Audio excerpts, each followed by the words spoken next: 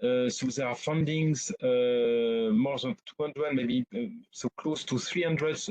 So digital European hubs today, and there are other so digital innovation hubs which are running by their own with local funds or company funds. So meaning that there are a lot of organizations which are claiming to help companies to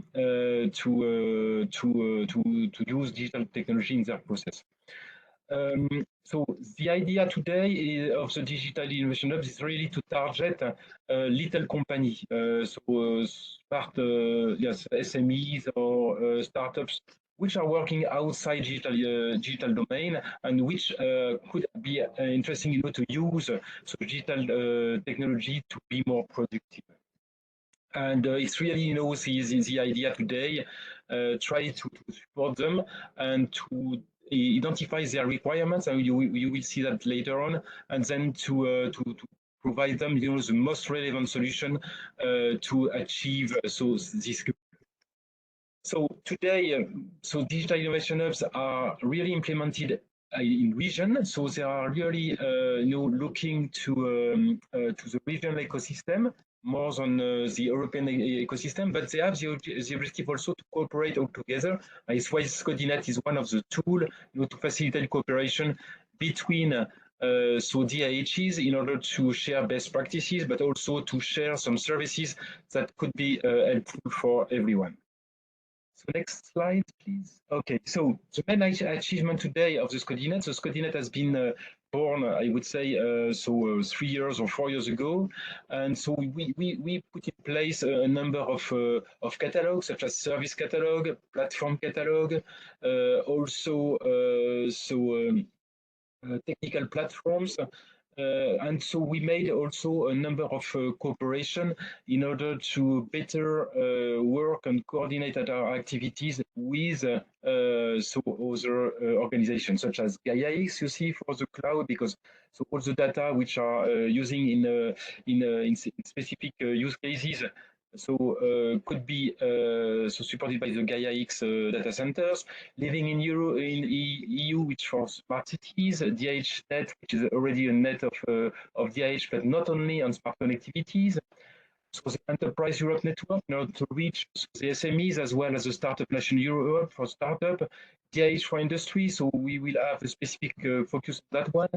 African DIHs, and so there are also, cooperation with ICT project, which are supporting African DIHs, and the idea is to use this network as well to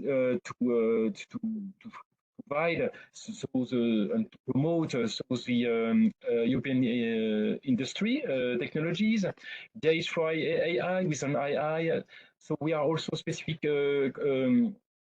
cooperation with CEF 5G for smart connectivity communities, because they will install some 5G infrastructure in cities, and the idea is to open this 5G infrastructure to DIHs in order to develop additional use cases and solutions, and so on. So there are a number of cooperation, and we will continue to extend all this cooperation. So there is a replicability initiative, and we have a focus on this one later on. No, is okay. Then, we have also a service platform, which has been developed. We have 2 service platforms which has been developed in order to first to facilitate coordination and cooperation among DIHs, and the other one is more addressing the marketplace and so on, where DIH could find some solutions, some best practices and so on, and you will see that later on as well. And so I will also speak about the mapping of the smart connectivity technology providers with the DIH at regional level. So next slide, please. Okay, so that's more or less, the process that has been put in place by the Commission. First, so you have the industry, so the smart, the SMEs, which have some specific requirements, needs. So DIHs are provided to the digital check, meaning that they are interesting, so they are identify which are the needs in terms of digital technologies. And then, so you have the use case description, which is being done, and then so where SCoDIHNet is providing some support is to check, to search for existing solution, to search for additional funds, and to help so the implementation of the solution in the industry. That's more or less, where we stand today. Next slide, please.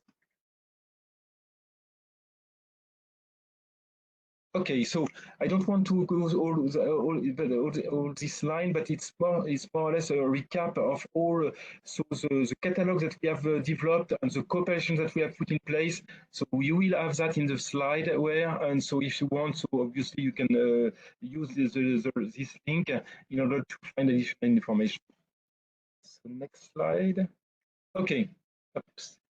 Okay, so that's one thing that I would like also to share with you is so another cooperation, a specific cooperation that we have put in place with other some networks of DIH, meaning that there are a number of some networks that are addressing photonics, robotics, so AI, microelectronics, smart system, and so on, cybersecurity, and we are all trying to cooperate together in order to bring to the DIH a single set of services with specific relevant referent, I would say, or champion, which could lead one or the other. So one of the other service. So could you come back? Yes, one of the other service. And so we have an action plan which has been shared with the European Commission, because the European Commission is also interested, to have this network put in place in order to better communicate and cooperate with all so these different entities. And for the end users, it's key, to have a single so point of entry, I would say, in order to address all the technology. Because when they want to develop a specific use case for their digitalization, so obviously they don't need only so smart connectivity, but also sometimes AI, big data, cybersecurity, and so on. And with this network, we will be able, to find so the relevant stakeholders or relevant competence in order to provide one shop stop, able, to provide all the information. Okay, so next slide, please.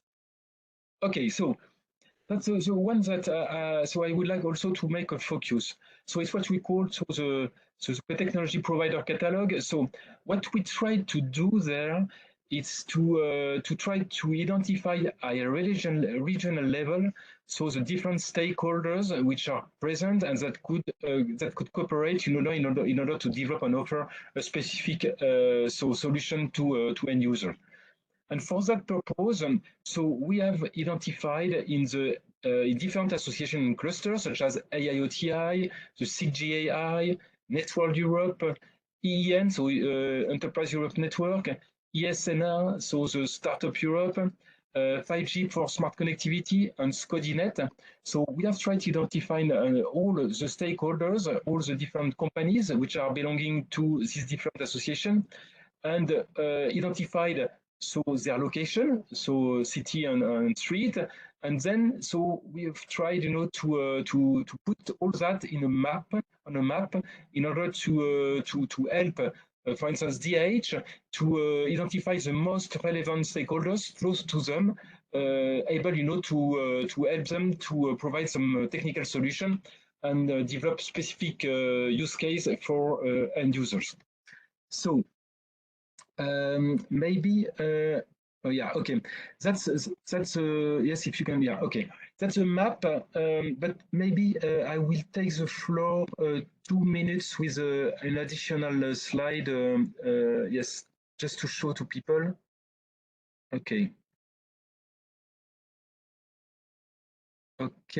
so it's just to show. Yeah, okay, that's the Excel file that has been that has been so developed with all the different so companies which are here. So the categories, so which categories are there? It's a DH, a Gaia X Hub, a technology provider, a test bed, and so on. So what are the source, which cluster or organizations they belong to?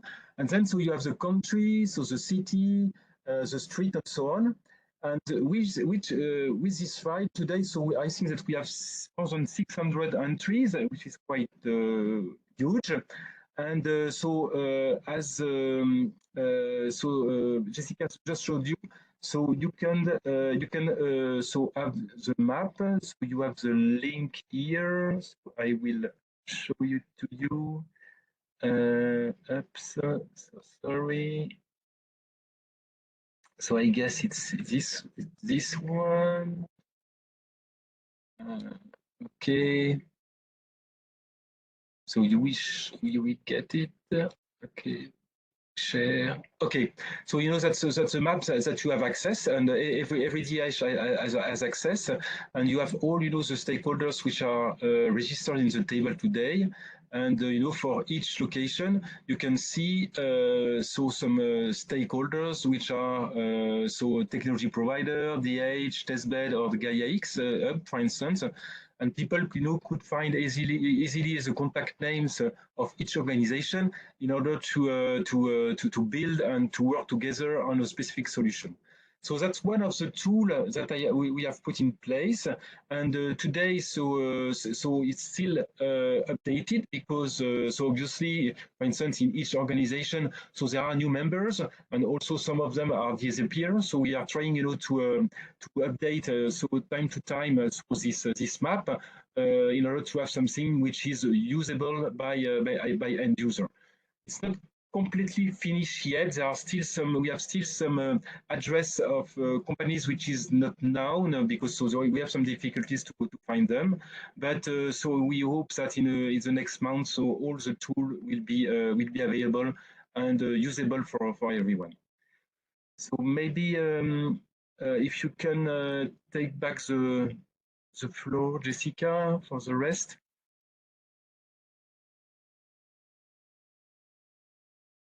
of the slide. So, okay, thank you. So that's the map that I'm just saying to you. So you will have also in the slideware, so the link to these maps if you want, to have a look. So obviously, so they are available. Okay, so next slide. Okay, so that was the first part of my presentation. So really the idea is to show you what is the role of the SCoDIHNet, how we can work all together with end users and also technology providers, but also with integrators. So obviously, so one of the key problems of the DIH today is to find some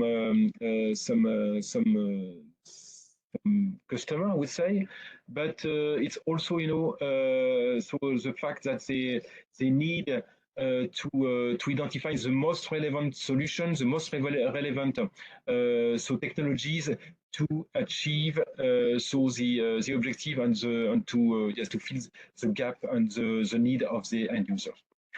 So the second action that I would like to share with you is the replicability initiative. So what we did, it was something that that has been initiated in the IoTI. So it's why so you see so the logo there. At the left side of this slideware. But as IoTI and CJI are the two supporters of SCoDIHNet, so we thought very interesting, to share that with you because obviously now, so this replicability initiative is also addressing the 5G PPP and then the SNS the SNS project, and most of you have already seen already some mail about that. So what is it? So the idea, the main idea at the beginning, is to say there are a lot of projects, which are running and funding by the European Commission, and some of them are experimenting or making some experiment on pilot. So meaning they are developing innovation and solution which are very close to the market.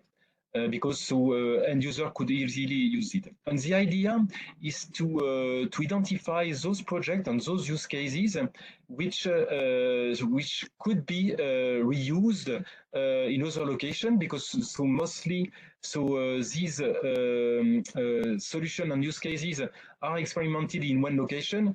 And so the idea is to use them and to expand and to replicate them in other locations in Europe.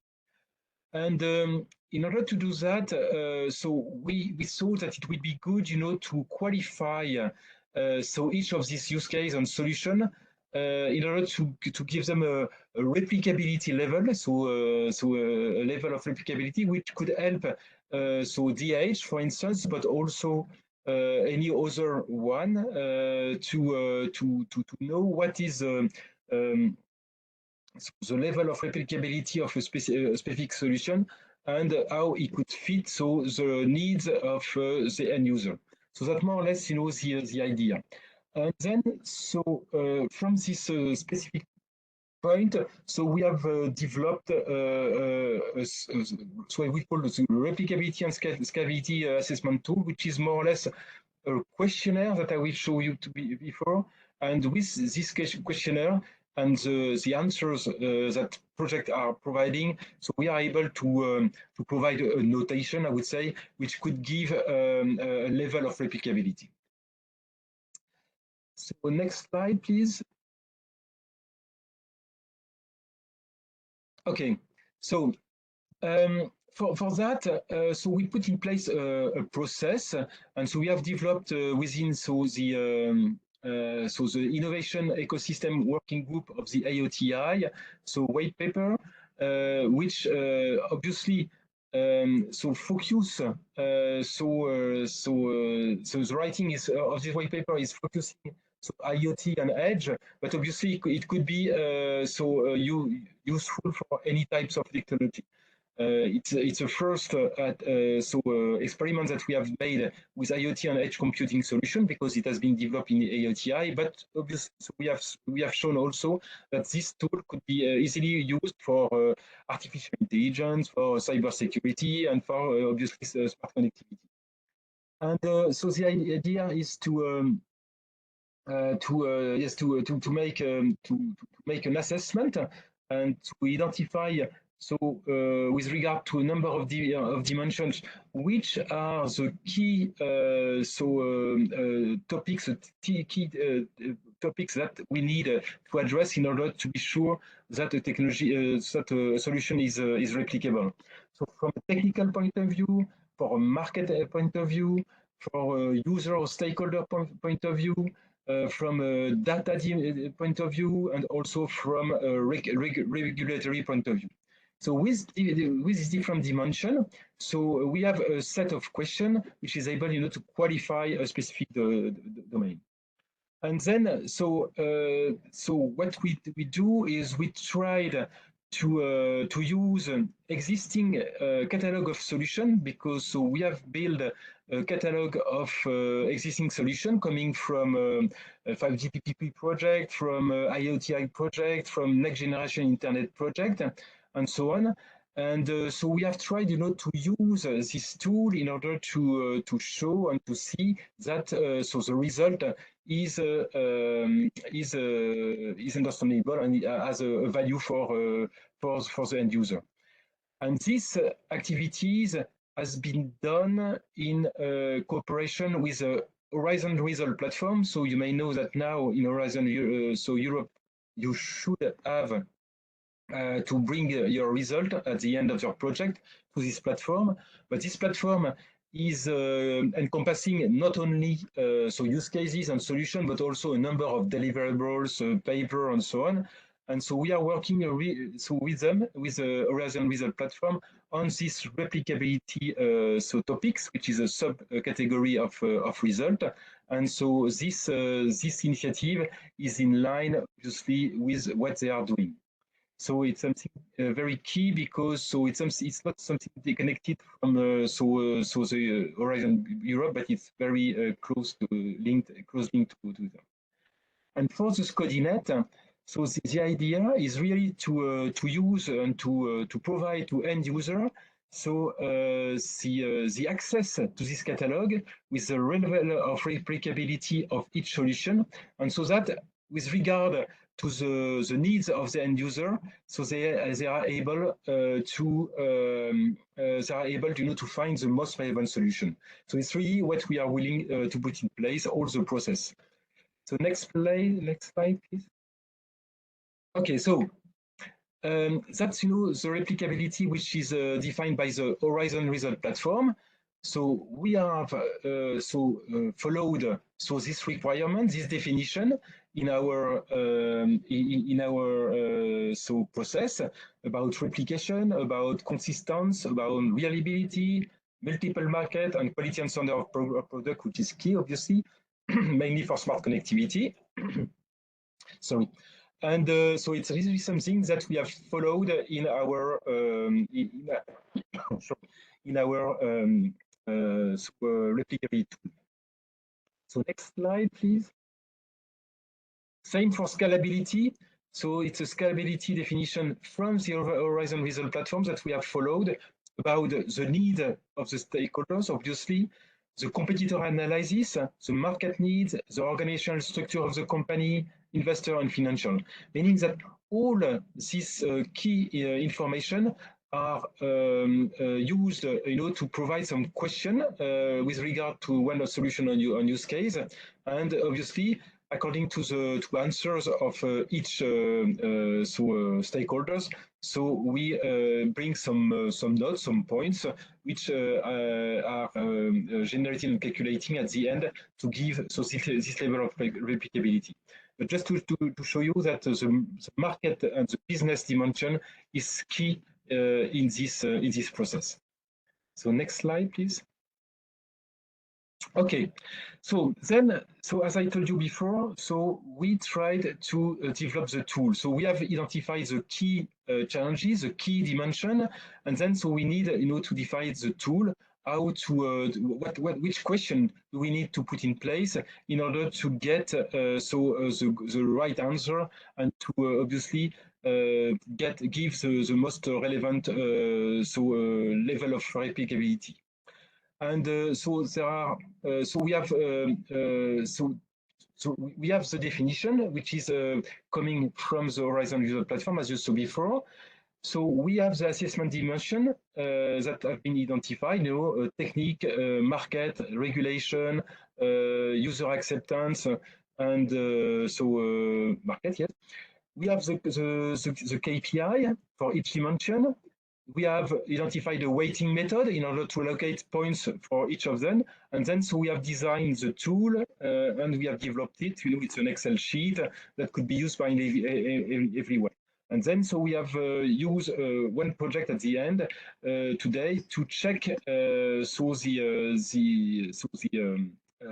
tool and give a result presentation. But more or less the process that we have put in place, we are at the end of this process, but we thought interesting, to experiment this tool with additional project, because today we have only checked with one project, which is the Assist IoT project, and so we thought that it would be good, to make it with additional projects. So any candidate should be welcome, to use, and we can support them, to use this tool in order to get some level of replicability. So next slide, please. Okay, so that's what are the achievements. So we have a tool, we have a white paper with available, and we have made a presentation workshop. So it was end of June, 27th of June, which so I guess that some of you have maybe participate. And so the idea now, is to experiment through this tool, as I told you before, with additional project in order to get more confidence, and maybe to have a second version of the tool, which could be better than the one which is available today. So next slide, please. Okay, so that's the platform which has been used initially. So there are two platforms. The first one was a platform which has been developed by the large-scale project, IoT large-scale project. This is a IoT catalog. So there are already there a number of projects which are providing information about replicable solution, replicable use case. And obviously there is a Horizon Wizard platform, which is also used, to collect some projects which are addressing smart connectivity and which complete so our replicability catalog. So next slide, please. Oh, yeah.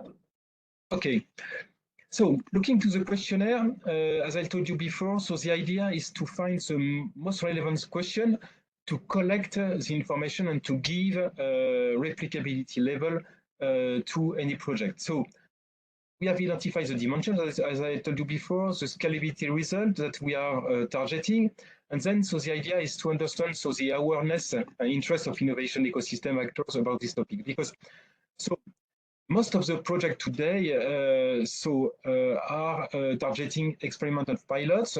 And then, so the idea is really, to push the stakeholders which are participating to this project to open the door, to business. And so the idea is to go further in the time readiness level and give the opportunity to all technology provider to bring their solution on the market using this specific channel. Then, so obviously, so we need to identify the buyers and also to identify the tools on the platform. Because so if you look, for instance, for 5G or 6G technology, so you need to have a 5G network or experimental network somewhere in order to put in place a solution or to develop the solution and then to implement it on a real commercial network. But there are a number of platforms that are also used, IoT platform, but also AI platform, which could be used to develop some specific services to end user. So it's all that different technologies that we need, to identify in order to facilitate the replicability of one or the other solution. So next slide, please. Okay, so there is a white paper which is available on the IATI website. So that's more or less, the content of this white paper. So there is all the descriptions that I have presented to you before, and then for each of the dimension, technology, data, market, acceptance, and regulatory.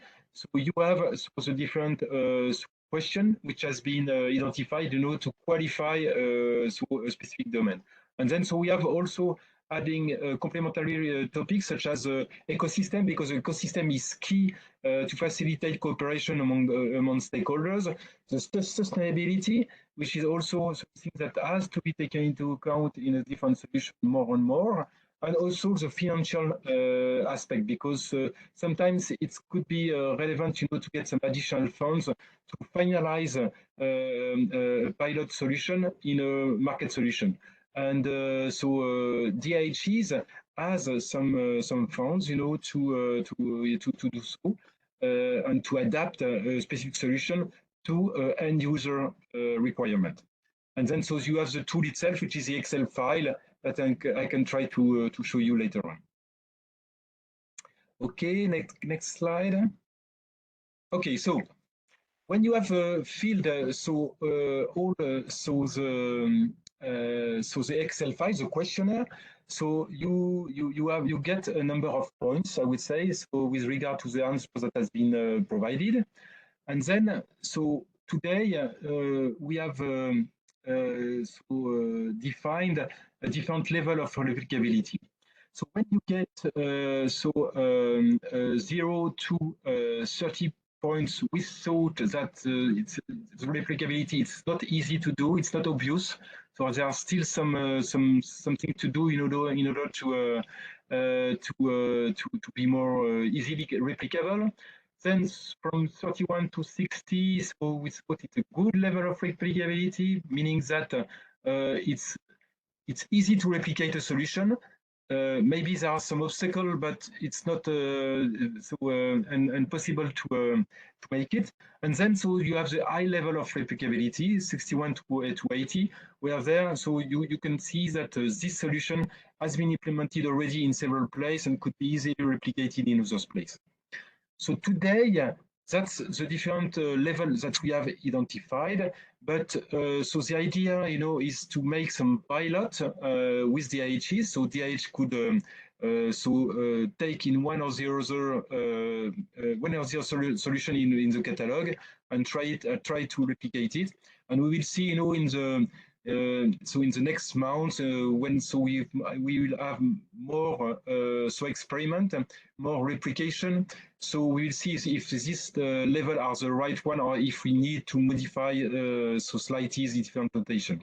But somewhere, it's what we are trying to start. And obviously, if you have two solutions in the catalog which are close one to the other, so the DIH should choose, the one which has a high level of replicability, because somewhere it would be the most easily implemented for them. But that level of replicability should have an interest, for DIHs.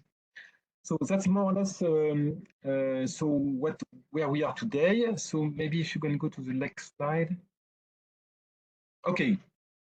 So that's a catalog that we have built today. So I think that there are more than 1,000 use cases today, which are addressing most of the sectors, the vertical sectors, manufacturing, industry, agriculture, health, and so on.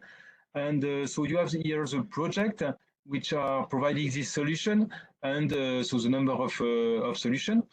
And today, so this catalog has been fed with IoT large-scale pilot, as I told you before, 5G PPP phase 3 experimental project, so project which has made experiment and pilot.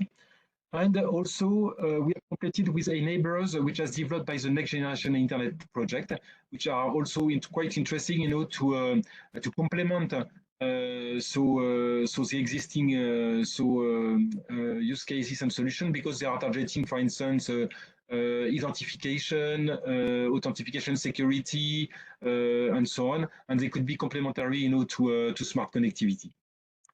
And as I told you before, so the idea now is to use this catalog for each of the project to run the tool and to affect one replicability level to each of the solution, then to open this catalog to DIHs or to anyone else which are interesting, such as integrators, for instance, could be interesting, to use one of the other solution for their end user. And then, so we'll see if there is a need, to make a second version of this tool, and find a way, to polish and to make a more accurate notation and the replicability level that could be more close to the reality. Okay, so next slide. Okay, and that's more or less the process that we are putting in place. So you have with the Smart Network and Services project, so the new project which are running today. So first, we are trying, to find which use case and solution as will be developed. So in the project, and today, so we have seen that most of the 35 projects of the first phase of the SNS are willing to provide a replicable solution, which is very good. I think it's 32 or 33 projects over 35. And when the solution will be available at the end of the project, we will run the assessment tool. So we will allocate a replicability level to this tool, and then we will populate the replicability catalog with all the use case and the level, and then DIHs according to the requirements of end user will pick could pick one of the other use case and try to with the technology provider, obviously, to implement it in the end user premises.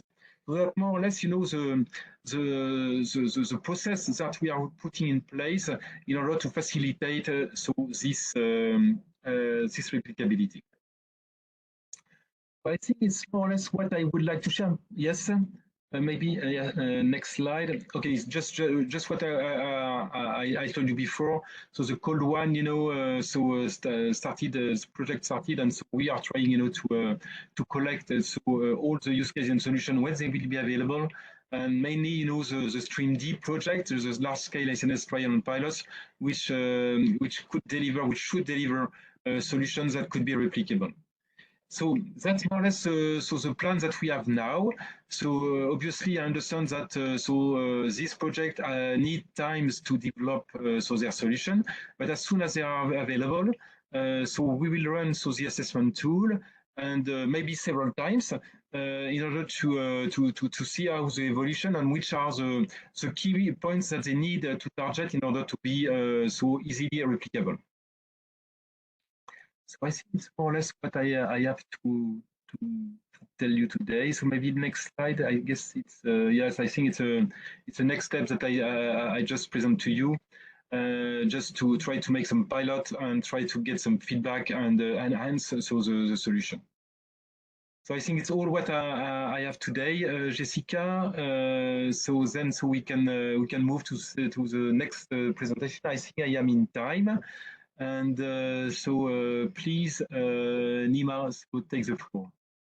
Yes, hello everybody. Thank you for giving me the time to present this slide. Here we are going to talk about the end user requirements. So we understand that digital innovation hubs should support organizations in their digital transformation path, but it's also important to understand the customer requirements. So here is the agenda. First, I will introduce the methodology that is based on DBEST mainly. Then we will talk about the customer journeys, a few use cases, and final 10 minutes will be devoted to Rosa Maria for a 10 minutes live demo. So next slide, please. So to support the DIHs in order to better understand the customer needs, as well as matching the customer needs with the services that the DIHs can offer, I would say. A methodology called MethoDIH has been developed, which equips digital innovation hubs with 4 tools: the service portfolio analysis, the customer journey analysis, the digital transformation pipelines, and governance model. So in next slide, I will briefly explain each of them. Next slide, please. Yes, here you can see the reference model called DBEST, which is consists of 5 macro classes: data, business, ecosystem, skills, and technology. If you move to the next slide, I will briefly talk about the second level taxonomy of each macro class. Under each of these types of services, there are also some services and descriptions related to them, I would say. For example, for data, we have data acquisition and data protection, for example, and so on for other also macro classes. So by using the DBEST reference model, we can understand the service portfolio or service configuration of the DIH, what services they can offer to the customers, and which is their, I would say, weaknesses and strengths in order to support the customers and technology users in their digital transformation. So if you move to the next slide. Yes. So after having the service portfolio of the DIHs, we will try to do an analysis of the journey that the customer is going to take. We have 6 templates for a technology provider, technology user, students, policy makers, startups, and experimenter. So based on each template, we have 5 steps that you will see a template in the next slide. I would say first we have to define the yes, still at this slide. Yeah, first, in the first step we will try to understand the obstacles, the barriers that can be on the way of that transformation. For example, for technology user, we have observation at the first step. In the second step, we have awareness. Then we have experimentation, experience, and then adoption. So these are the 5 steps, for example, for technology users.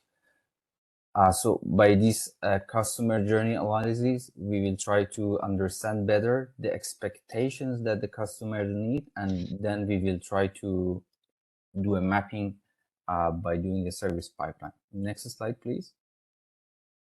So here comes the service pipelines. You see the roadmap, I would say. So we have the service portfolio configuration that has been taken from DBEST. We have the as-is services and the to-be services that are going to be provided after the transformation. We have the customer journey based on the customer that we have and the template that we provide with them. Combining these 2 blocks, we will reach to a matching between the services that the DIH can offer and the needs that the customer requires from the digital innovation hub. So services pipelines are clearing and mapping the requirements and the services available. Next slide, please. So here, for example, you can see this is one of the examples that has been implemented in the AI Radio project. Here you can see the services at each macro class from DIH. For example, this DIH doesn't offer any services as in under data macro class, as well as they also don't have any service under for the adoption step. So these are the services that can be offered by the DIH based on the step at a customer journey. For example, by awareness, for the first step, observation means we are just giving a passive behavior to the user to understand the concept of Industry 4.0, for example. In the awareness phase, we will understand the benefits and challenges. We have active behavior. We will evaluate the opportunities in open behavior. In the experiment phase, we will go for proof of concept. We will try to dress the company in the technology, I would say, assets. In the experience phase, we will test the prototype inside the company's facilities by moving and performing pilots. And in the adoption phase, we will decide to invest a new technology in the facility of the customer. So these are the, for example, this template is for technology users. And these are the services that are dedicated to one DIHs. And for example, here the service pipeline is depicted for the technology user that is looking for business partnership and market access. So next slide, please.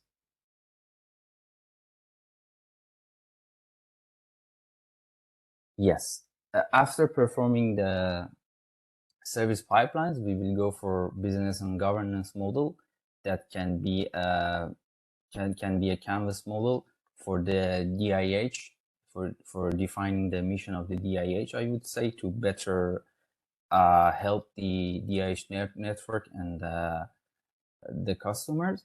So now that we have formed the DIH network, which can be the benefits, it can be the self-awareness, understanding the offering of the similar DIHs, cross-collaboration opportunities with other DIHs, as well as creating synergies. Now we will go to the next slide for the use cases, I would say. Yes. For example, here it's Politecnico in Milan, Industry 4.0 laboratory at the School of Management of Politecnico as a digital innovation hub. The facility that we have consists of an assembly line that is a real-life environment, consisted of 7 stations.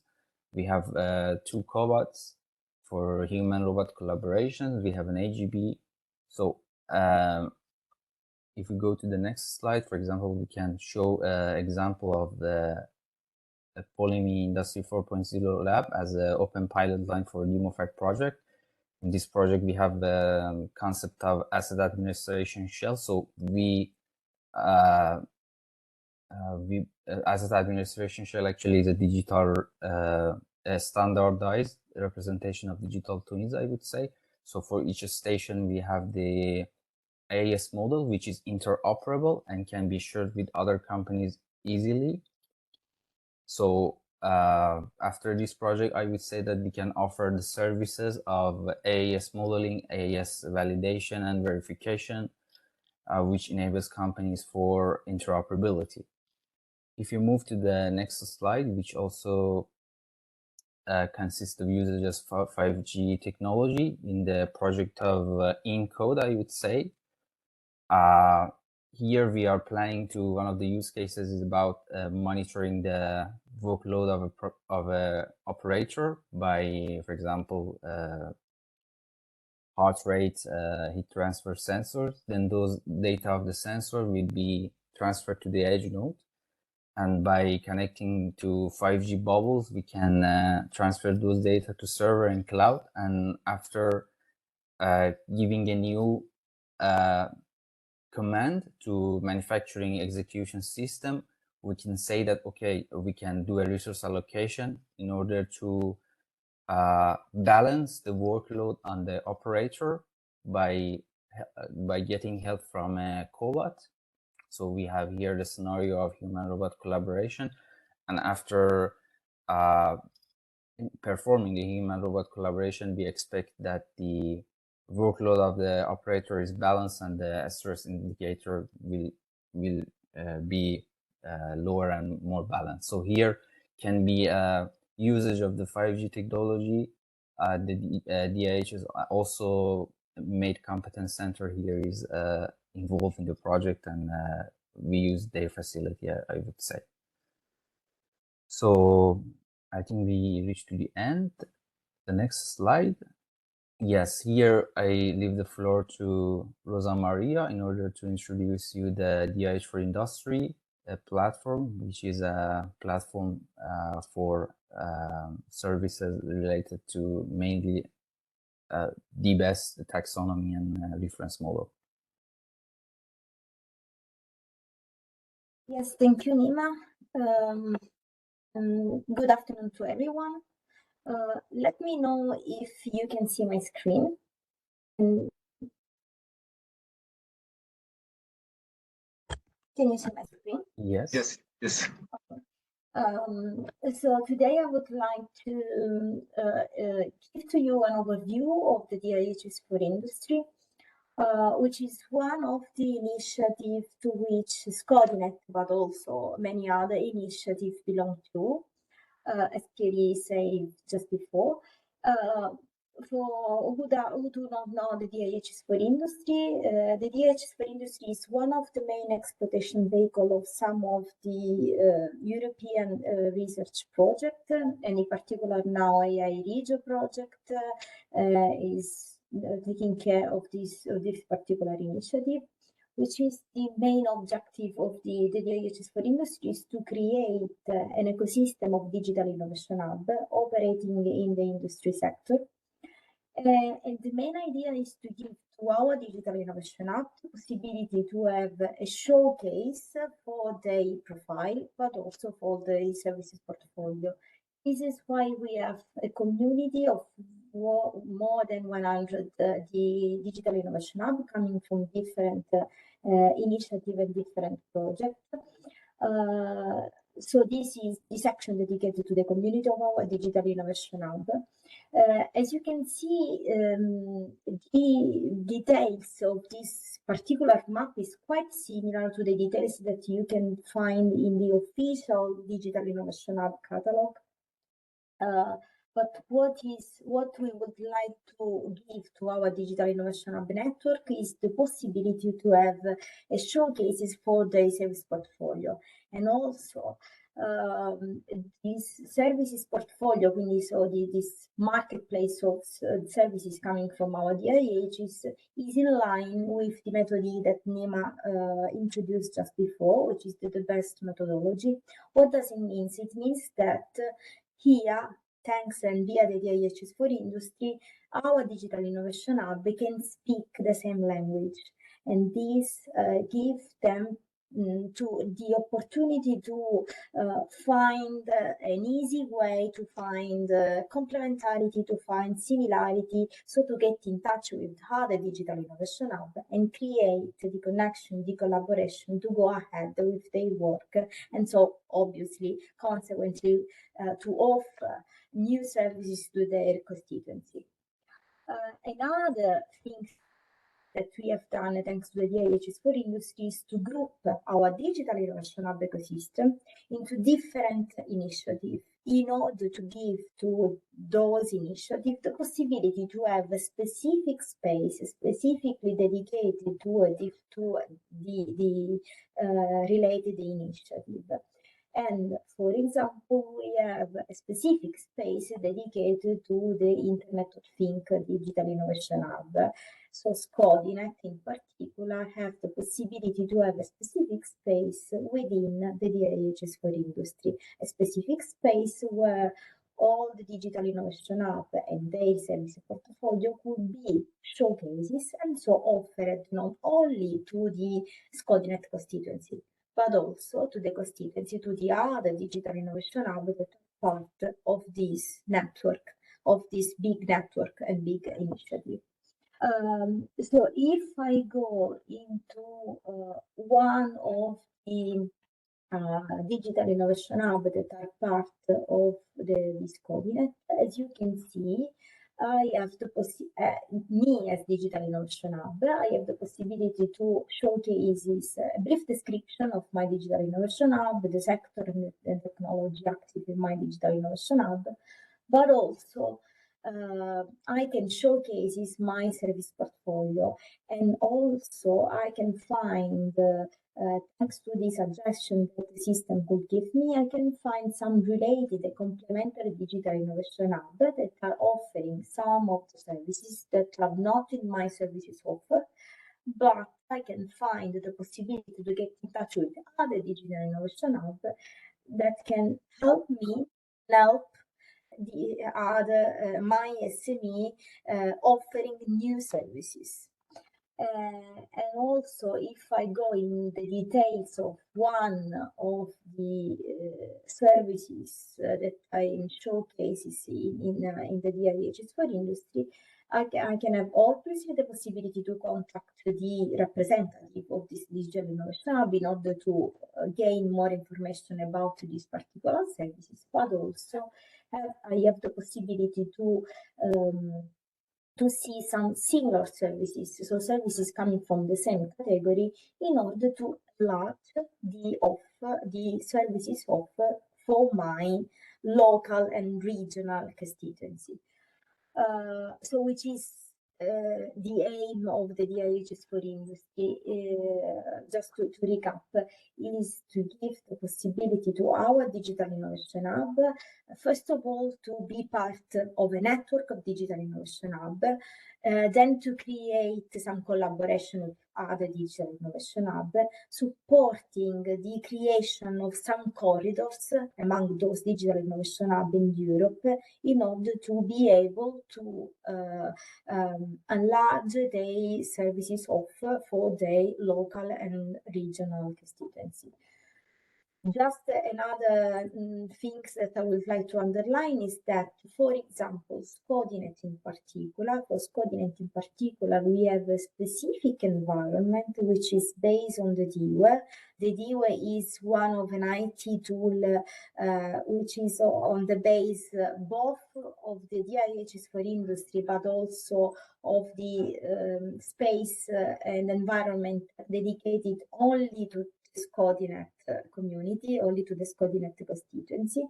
And because both are powered by DIHs, it is very easy the exchange of information among the two platforms. What does it mean? It means that when some SCoDIHNet Digital Innovation Hub put the information into the SCoDIHNet environment, regarding the service portfolio, for example, all those information will be in an automatic way visible also into the DIHs for industry section dedicated to the SCoDIHNet. So it will be available to a wider community, a wider target, in order to be offered to new SME in Europe. That's it from my side. If you have any questions, please tell me. Thank you very much. Actually, we are very much on time. So I would like to invite you to already ask some questions.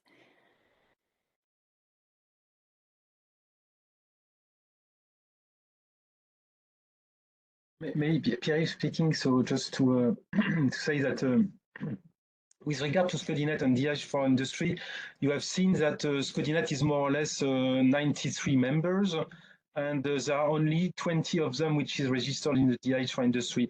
It's because so DIH for industry is targeting smart manufacturing, and all DIHs, member of SCoDIHNet do not target smart industry. So there are a number of them which are targeting, for instance, health or agriculture or so any other sectors, logistics and so on. And obviously, so they are not really keen with the DIH industry. So it's why it's only a subset of the SCoDIHNet member which are belonging to this community. But it's very key, as Rosa said, to be there, because in this way, so the smart connectivity technology or domain is working and collaborating with other domain on the digital industry use cases. So meaning AI, robotics, so photonics and so on are also other technologies that are interesting, to use in this type of use case domain. So just to clarify this specific point.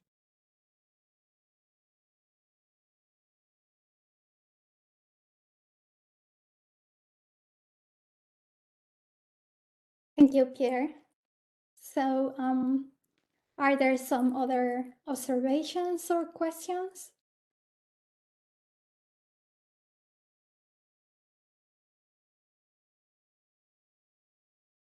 Okay, then we will continue, and you of course still have an opportunity to write in the chat and to ask at the end of the session. Thank you.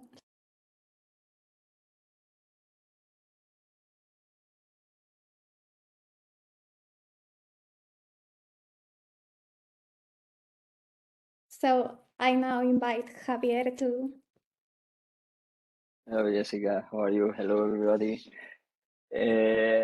Thank you, Pierre-Yves. Thank you for the invitation, and thank you for facilitating this ecosystem, and thank you for the opportunity to stay with you today. Apologize from our director, Juan Manuel Corchado, and I'm going to introduce the DIH journey, okay?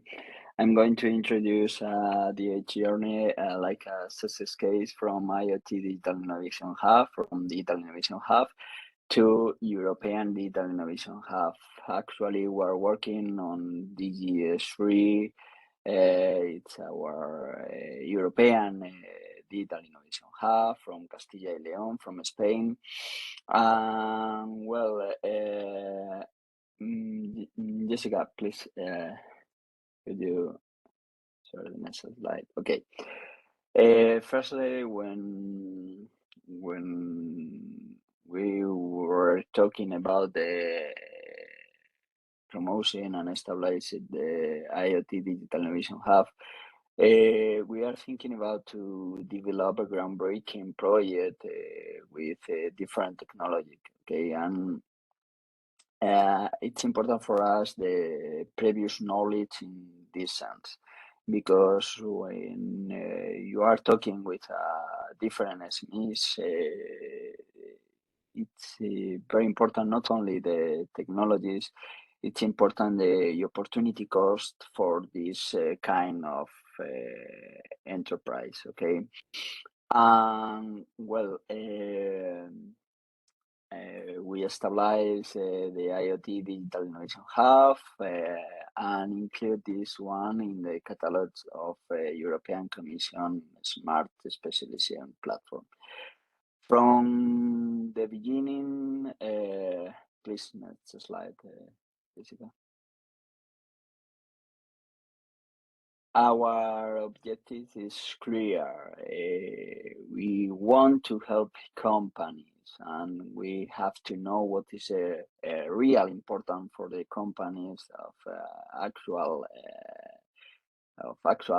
technologies. Okay, we are specialized on Internet of Things technologies, and we know that IoT is a kind of transversal technology. You know,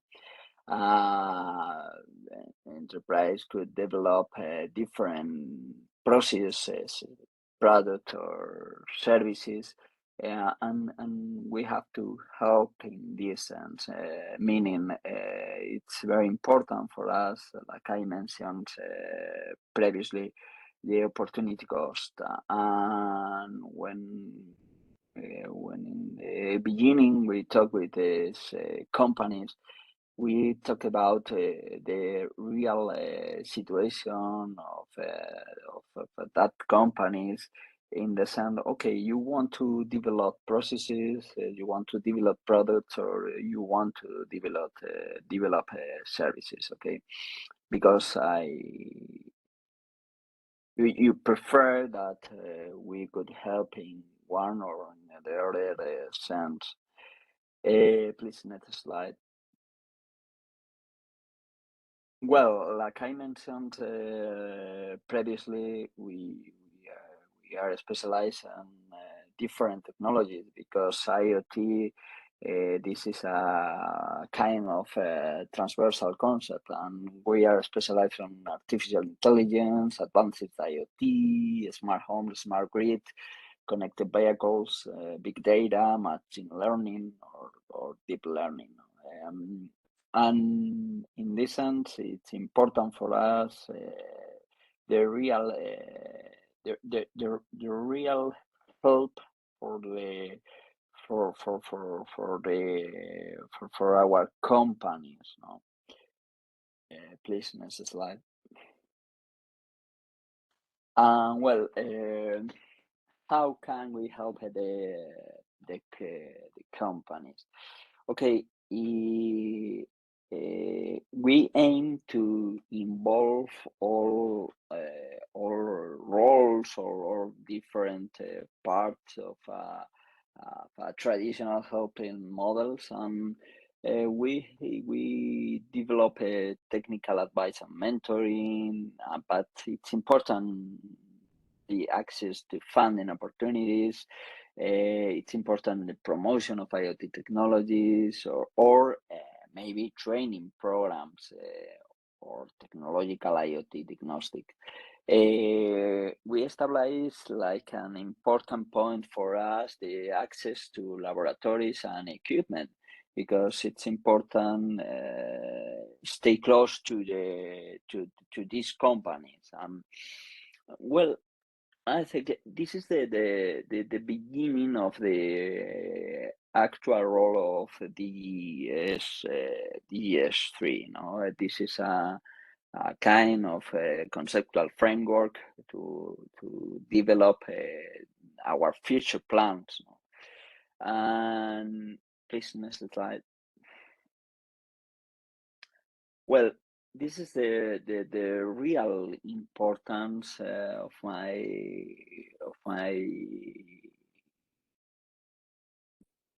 role in this session, no? Because in the beginning, as I mentioned previously, we work on digital innovation hub concept, but we need the support of the European Union. But European Union needs to know what are our real strategy or our real thinking about the future of our ecosystem. No? And after this, we have after that we have clear what about our strengths. We've studied a different point, a different important point for us to develop the real purpose of European Digital Innovation Hub, of our real purpose of European Digital Innovation Hub. Okay, we know our companies, and we are the real needs of our companies, but we have to deepen the contextualization of the role of Digital Innovation Hub in the new economy, okay? Because in one sense we have the technology, but in the other sense we have to note and we have to stay close to the real advance of society, you know, and we have to know what about the economy and the impact of digital innovation have in the economy, regional or national, or at the European level. Secondly, it's important justification of the need for efficient growth strategies. No? Meaning, when you realize and when you develop the idea of European Digital Innovation Hub, you have to know what is a real sense of the ground strategies. Not only for not in the internal sense, okay, not only in the internal sense of like European Digital Innovation Hub. It's important to know that we think in an external way what is the real importance about the strategies of our companies. For SMEs, maybe probably because they have opportunity costs, normally don't think about the 10-year goal. No, it's more easy to try to understand the future, thinking about the next 2 years or 5 years. But in our world now, actual our world, it's important the future strategies, and you have like an European Digital Innovation Hub. You have to accompany the private companies in the sense of, oh, you have a clear your strategy or you're not. It's important for the actual development of the technology, okay? And the third point is linked to the contextualization of the real economy, real society, not only in terms of technology, and with the justification of the need for efficient growth strategies. You have to develop a clear description of smart goals, okay? What what about your goals, like European Digital Innovation Hub? Not only in a sector sense, okay? You have to note, you have to promote your strengths, because you can't go ahead with a company in a circular economy if you are not an expert in this field, okay? And it's important that you accompany in your future strategy the companies, but you are not for all companies, okay? You are for 1, 2, 3 or more companies specialized in relevant technology aligned with a specific, measurable, achievable, relevant, a time-bound goal. Please, next slide. Okay, thank you. Well, when we are going and when we are developing the strategy of our European Digital Innovation Hub, like I mentioned, not only is important from the internal role, it's important in this situation like a external stakeholder, because like a European Digital Innovation Hub, it's important to note that for companies, you are a clear and a relevant stakeholder, and you have built your strategy and fact the company strategy, these theoretical frameworks linked with the business growth theory applied to Innovation Hub. We take into account the Greener model and organizational life cycle model theory, because this thinking is important for us, because we are aiming for the next year, but not only for the next year. We are worried about the next 10 years, and this is the sense, and this is the real trust in your work. If you from theoretical point of view, you establish like not acquaintance, like stakeholders, okay, and you as an important and relevant stakeholder, not only thinking in the present sense, okay, you are thinking in the future. And well, you are great and important stakeholders, but you need to align your strategy with another stakeholder, and you have to mapping and analysis another stakeholders like companies, universities, government, to establish this network.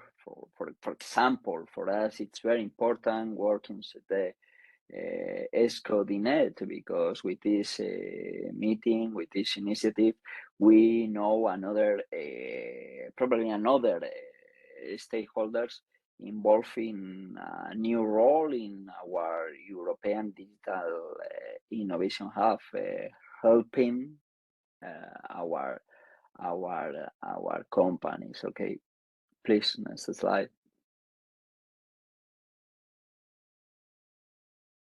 Okay. Well, previously I was talking about the technical diagnosis, and now the concept advanced to situational diagnosis. Okay, like European Digital Innovation Hub, you have to know what are your strengths, weaknesses, opportunities, threats, and sorry, because we need to repeat with strengths, SWOT analysis. Okay, and well, you have to know and you have to develop this SWOT analysis in sense that you could better accompany the organization or different person involved in this initiative, with the assessment of available resource like human capital, technological, or financial. In this sense, it's important to note, like European Digital Innovation Hub, it's important the technological side, but it's important the human capital or financial side too, because you could help the companies and you could help the organization close to your ideas, close to your technology with correct human capital and financial involved in this question. Okay, and with this diagnostic, meaning internal diagnostic, you could develop strategies from IoT Digital Innovation Hub to European Digital Innovation Hub. Okay, you are not only talking about technology specialization strategies, you are talking about networking strategies. For example, it's important for the European Digital Innovation Hub this kind of knowledge about the social and economic environment. Okay, please, next slide. Well, when you have the real or internal situation, you could develop an action plan. We are ending now with this slide, and you could work on an implementation timeline. You could work in KPIs and success metrics. It's important. For example, a plan of contingencies, and this is important in the sense that not in a fiscal, not in a kind of tax sense. You have to involve and you have to correct if it's necessary your advance moving through the another strategy if your success metrics or your KPIs is not okay, But what is okay or what is not okay is it's related with the real situation of your European Digital Innovation Hub, And well, you need evaluation and control, audit and continuous evaluation processes. Sits in this term, not from a policymaker sense. No. And the sense to correct the real advance from your side. Okay, please, next slide. Well, this is the actual situation.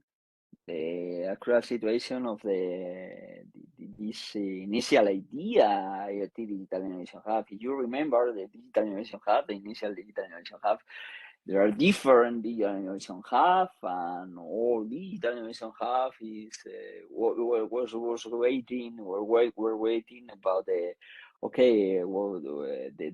support of the European Union, and well, we obtained the support and.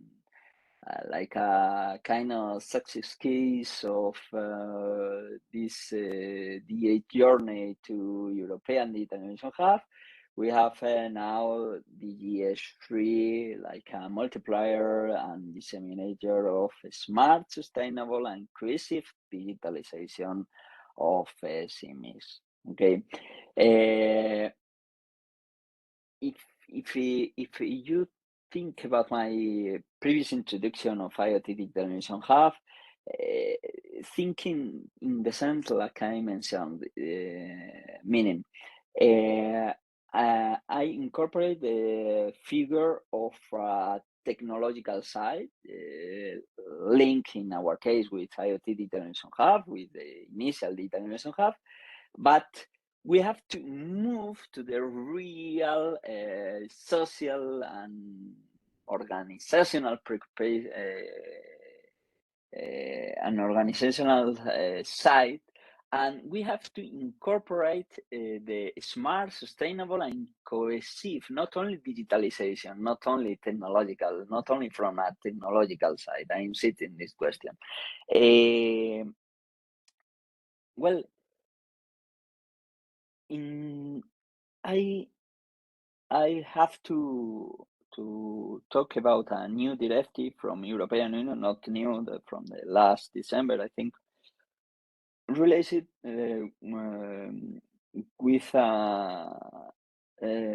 for example, sustainability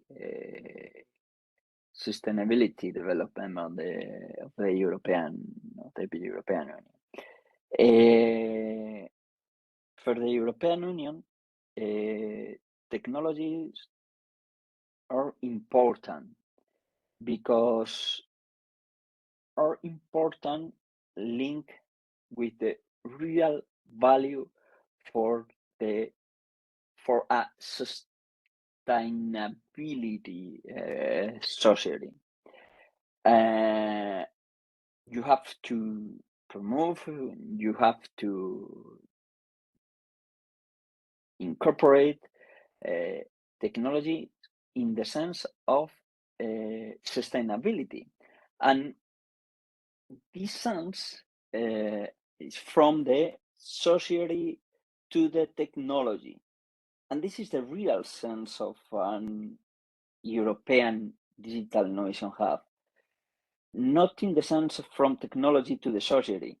It's important to know that we aim to help from the society to the technology to align with a new directive, an important directive, 2022-2464, the last directive, the directive from last December, and in this sense, we created DGS3. Please, next slide.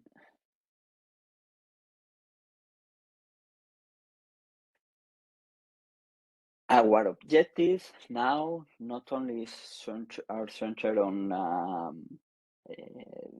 the previous objectives of IoT Digital Innovation Hub.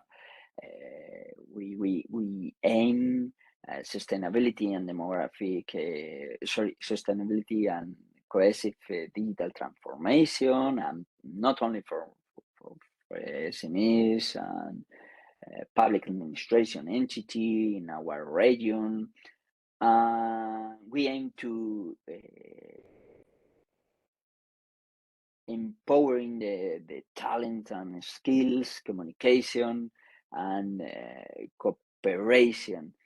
Meaning, it's not technological objectives only. Okay, we have a social and social objectives too. Please, next slide. I think I am 5 minutes over time. Sorry. Well, how can we help our ecosystem? In an easy way, we aim to training and skills development, trusting before investing. This answer we have not a real change from IoT Digital Innovation Hub, and please next slide, because this is our services, and the idea is linked with the IoT Digital Innovation Hub, that they are linked with the IoT Digital Innovation Hub services. to support, to find investment and networking and access to innovation ecosystem. We work in this sense because it's important for us. Growing based on our close ecosystem, and we need to know, for example, through the initiative like SCoDIHNet, we could know the European ecosystem, and from Castilla y León is important. Please, next slide. Okay, this is our actual ecosystem. They are helping not us. They are helping us and our companies generating synergies with the different territories for providers or suppliers, or in a business sense, in a technological sense. Okay, the idea is you could grow through the European Digital Innovation Hub because you could know a new company from Germany, from France, linked with our partner in that country. Okay, and it's easy for our for our organization. Next slide. Okay, we are specialized in artificial intelligence. I think it's logic in this sense that we work in the technology link with our initial idea and IoT Digital Innovation Hub. We working on artificial intelligence, high performance computing, more challenge, and if you remember the previous slide, the smart agriculture, circular economy, okay, linked with the initial technologies. And the next slide is thank you very much. Okay, thank you very much. And it's your turn, Jessica. Thank you very much, Javier, for the interesting presentation. So, sorry for the delay. No problem. Sorry for the 10 minutes. So now we would like to open a QA session. So this will be mainly moderated by Pierre-Yves. So please do not hesitate to raise your hands and yeah, raise your hand or put a question in your chat, so it could be also useful to answer. So wait. So is there any question? Is there anyone raising the hand? So I guess that it seems that all presentation was very clear because I didn't see any question. However, I just would like to maybe recap a little, what you have seen today.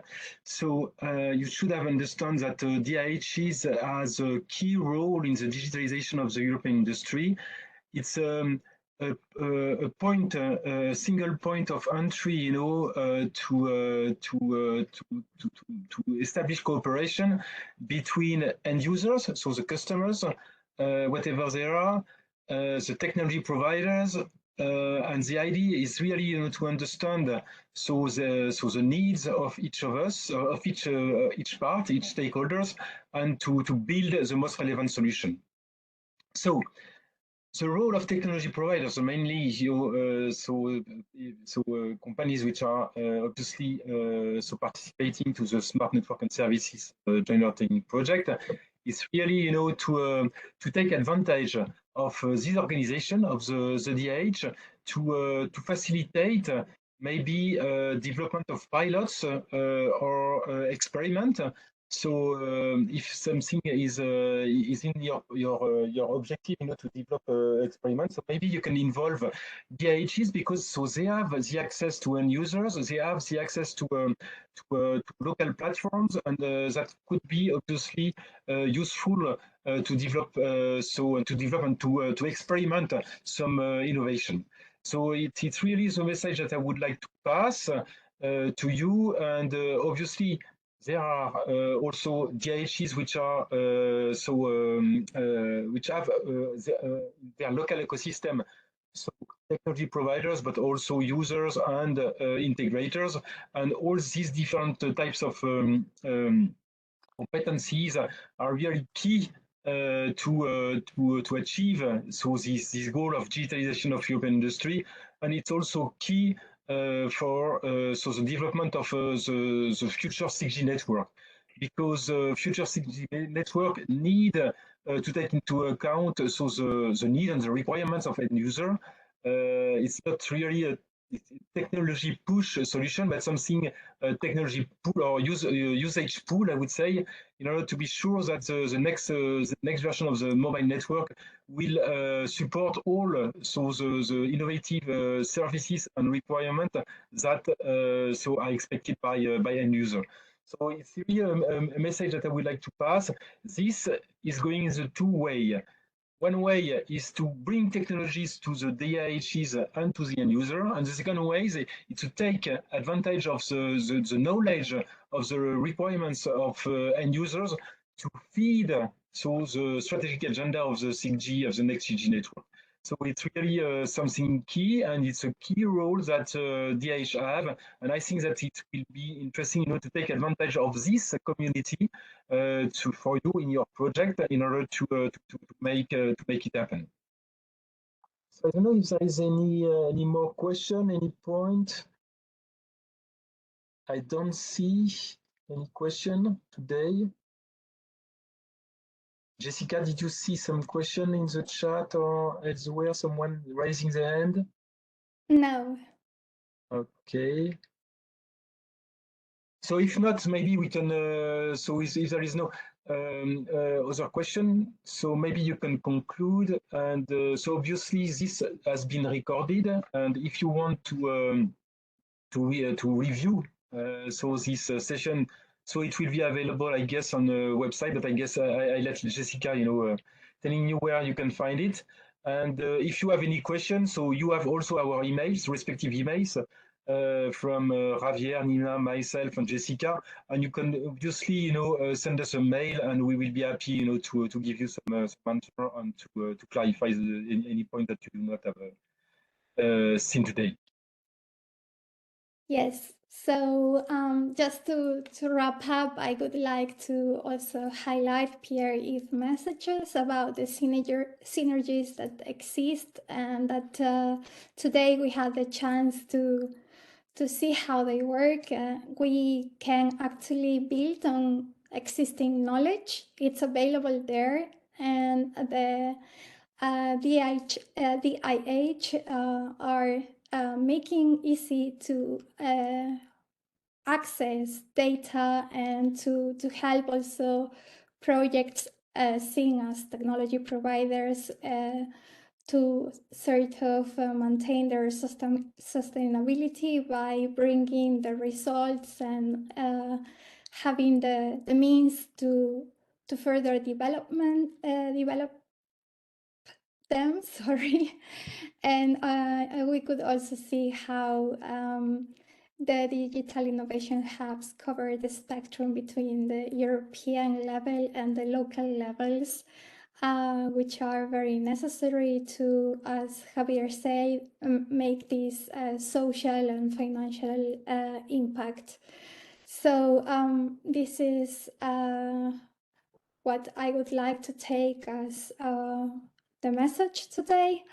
And now I just would like to thank our speakers for coming and telling us about their different initiatives, and of course the attendees. I hope this was very valuable for everybody listening. And as Pierre-Yves just mentioned, you have our emails. The session will be shared as well as the slides. And if you have further questions or you would like to comment on something, do not hesitate to reach to us. We are pleased to clarify anything or have a more bilateral discussion with any of you. So thank you very much. And I wish you a very nice afternoon. Okay, thank you, Jessica. Thank you, everyone. And so happy to help you if you are willing any more information. So bye-bye. Bye-bye, all. Thank you. Thank you, everybody. Bye. Thank you, everybody. Thank you, Pierre-Yves.